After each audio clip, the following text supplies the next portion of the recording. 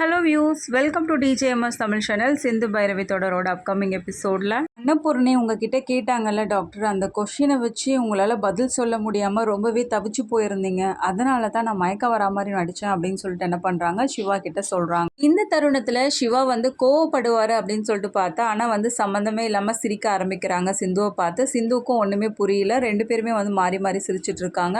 அதாவது சிவாவோட மனசுக்குள்ள என்ன ஓடி இருக்கும் அப்படின்னு பார்த்தீங்கன்னா, அன்னபூர்ணி அத்தைக்கிட்ட நம்ம அவங்களுக்கு சாதகமாக ஒரு பதிலை நம்ம சொல்லணும்னா கண்டிப்பாக அவங்களோட மனசு கஷ்டப்பட்டு இருக்கும். அந்த சூழ்நிலையிலேருந்து நம்ம எப்படி தப்பிக்கிறது அப்படின்னு யோசிக்கிற தருணத்தில் தான் சிந்து நல்லபடியாக காப்பாற்றிருக்காங்க அப்படின்னு நினச்சிக்கிட்டு சிவா சிரிக்கிறாரு. கண்டிப்பாக சிவா நம்ம மேலே கோவப்படுவார் அப்படின்னு சொல்லிட்டு சிந்து ஒரு பக்கம் நினச்சாலும், இந்த சமயத்தில் சிவா நம்மளை பார்த்து சிரிக்கிறத நினச்சி ரொம்பவே சந்தோஷப்படுறாங்க. பழைய மாதிரி டாக்டர் இல்லை, இப்போ வர வர ரொம்பவே மாறி போயிட்டாரு அப்படின்னு சொல்லிட்டு ரொம்பவே சந்தோஷப்படுறாங்க சிந்துவும். ஒரு பக்கம் ஸ்னேகா என்ன பண்ணுறாங்க, சிந்து அதுக்கப்புறம் சிவா இவங்க ரெண்டு பேரோட டிவோர்ஸ்க்காக நிறைய ஏற்பாடுகள்லாம் பண்ணிட்டு இருக்காங்க. இந்த சமயத்தில் சிவா கோவிலுக்கு போகலாம் அப்படின்னு சொல்லிட்டு ஸ்னேகாவுக்கு என்ன பண்ணுறாரு, ஃபோன் பண்ணி வர வைக்கிறாரு. சிவாவே நம்மளை கூப்பிட்டுருக்கானே அப்படின்னு சொல்லிட்டு பயங்கர சந்தோஷத்தோட ஸ்னேகாவும் என்ன பண்ணுறாங்க, ரொம்பவே ஹாப்பியாக கிளம்பி வந்துட்டு இருக்காங்க. இந்த சமயத்தில் எதிர்ச்சியாக அந்த பாட்டியை பார்க்குறாரு சிவா. என்ன பாட்டி, பரவாயில்லையா, உடம்பு பரவாயில்லையா அப்படின்னு சொல்லிட்டு விசாரிக்க, பரவாயில்லப்பா, இப்போ எவ்வளோ தேவலாம்ப்பா அப்படின்னு சொல்லிட்டு ரொம்பவே பெருமையாக பேசிகிட்டு இருக்காங்க. இந்த தருணத்தில் யார் காசு கேட்டாங்க அப்படின்ற விஷயத்தையும் சொல்லிடுறாங்க டாக்டர் கிட்ட. டாக்டர் அப்படின்னு சொல்லிட்டு கேட்டு விசாரிக்கும் போது, அந்த லேடி டாக்டர் தான்ப்பா, அவங்க பேர் ஏதோ ஸ்னேகா, அவங்க தான்ப்பா என்கிட்ட காசு கேட்டாங்க அப்படின்ற உண்மையும் தெரிய வருது சிவாவுக்கு. இது மட்டும் இல்லாமல் ஏற்கனவே பண்ண பல தில்லாலங்கடி வேலைலாம் சிவாவுக்கு தெரிய வருது. ஸோ ஸ்னேகா பண்ண எல்லா தப்பையும் தெரிஞ்சுக்கிறது மட்டும் இல்லாமல் ஸ்னேகாவுக்காக பயங்கர கோபத்தோட வெயிட் பண்ணிட்டு இருக்காரு சிவா. இந்த பக்கம் ஸ்னேகா வந்துட்டு இருக்கும் போதே பார்த்தீங்கன்னா பயங்கர ட்ரீமோட வந்துட்டு இருக்காங்க. எப்படியும் கூடிய சீக்கிரம் சிந்து சிவா ரெண்டு பேருக்கும் டிவோர்ஸ் கிடைச்சிடும். அதுக்கப்புறமா நம்ம சிவாவை கல்யாணம் பண்ணிட்டு சந்தோஷமான ஒரு லைஃப்பை வாழ வேண்டியதா அப்படின்னு சொல்லிட்டு என்ன பண்ணுறாங்க, ரொம்பவே சந்தோஷத்தோட சிவா பார்க்க வராங்க. சிவா அப்படின்னு சொன்னதும் ரொம்பவே கோவத்தோட இருக்க சிவா என்ன பண்ணுறாரு, பல்லாள்னு ஸ்னேகாவோட கண்ணத்தை காட்ட அறைய ஆரம்பிக்கிறாரு. ஒன்றுமே புரியல ஸ்னேகாவுக்கு.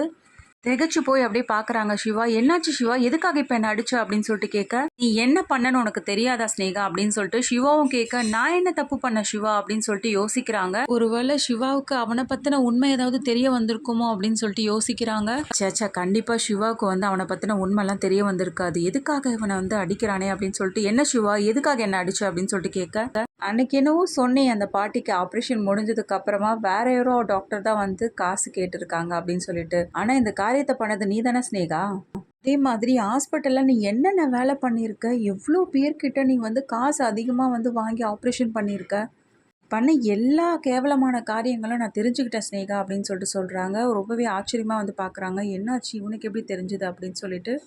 நான் நினச்சிட்டு இருந்தேன் இவ்வளோ நாள் நீ ஒரு நேர்மையான நல்ல பொண்ணு அப்படின்னு சொல்லிட்டு தான், ஆனால் நீ இவ்வளோ கீழ்த்தரமாக நடந்திருப்ப நான் கொஞ்சம் கூட யோசிக்கவே இல்லை ஸ்னேகா அப்படின்னு சொல்லிட்டு சிவா திட்ட ஆரம்பிக்கிறார். என்ன சிவா, இதுக்காகலாம் நீ கோவப்பட்டுட்டு இருக்க? நம்ம ஒன்றும் இலவசமாக ஒன்றும் ஹாஸ்பிட்டல் நடத்திட்டு இல்லையே.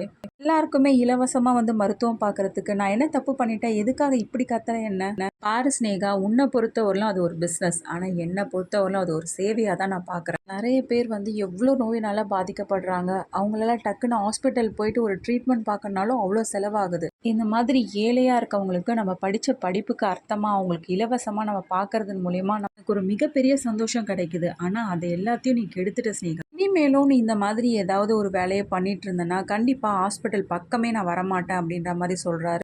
என்ன சிவா, நீ இது மாதிரிலாம் பண்ணிட்டு இருக்க, கண்டிப்பாக இந்த மாதிரி ஒரு வேலையை நான் இனிமேல் பண்ணவே மாட்டேன் சிவா, சாரி அப்படின்னு சொல்லிட்டு சொல்கிறாங்க. மனசுக்குள்ளே என்ன பேசிக்கிறாங்கன்னா, எல்லாம் கொஞ்ச நாளைக்கு தான் சிவா, உன்னை கல்யாணம் பண்ணிக்கிற வரைக்கும் மட்டும்தான் நான் இதை மாதிரி இருப்பேன், அதுக்கப்புறம் என்னோட ஆட்டத்தை நீ பார்க்க தானே போகிற அப்படின்ற மாதிரி பேசிக்கிறாங்க மைண்ட் வாய்ஸில். இதுக்கப்புறமாவது ஸ்னேகாவோட உண்மையான முகத்தை அறிஞ்சது மட்டும் இல்லாமல் பழைய கதைகள்லாம் சிவா தெரிஞ்சுக்கிறார். ஸ்னேகாவோட சிந்து பல மடங்கு நல்ல பொண்ணு அப்படின்னு சொல்லிட்டு தெரிஞ்சுக்கிட்டு சிந்துவோட சேர்ந்து வாழ ஆரம்பிக்கிறாரா, இது எல்லாமே தெரிஞ்சுக்கலாம். அதுக்கு மறக்காமல் நம்மளோட சேனலை சப்ஸ்கிரைப் பண்ணிக்கோங்க. கூடவே இருக்க அந்த பெல் ஐக்கானும் கிளிக் பண்ணிவிடுங்க. நான் போடுற அடுத்தடுத்த வீடியோஸ் உங்களுக்கு நோட்டிஃபிகேஷனில் வரும். ஓகே வியூஸ், தேங்க்ஸ் ஃபார் வாட்சிங் திஸ் வீடியோ.